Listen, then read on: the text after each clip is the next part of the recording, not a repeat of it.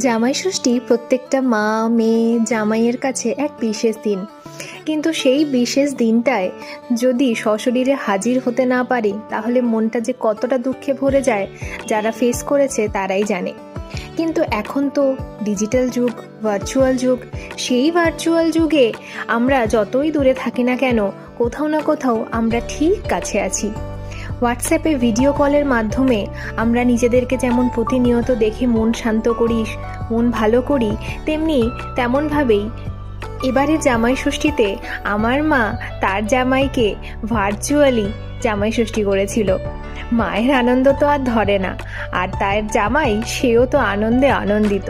এত ভালো লাগলো, তাই তোমাদের সাথে শেয়ার করলাম ভার্চুয়াল জামাই ষষ্ঠী।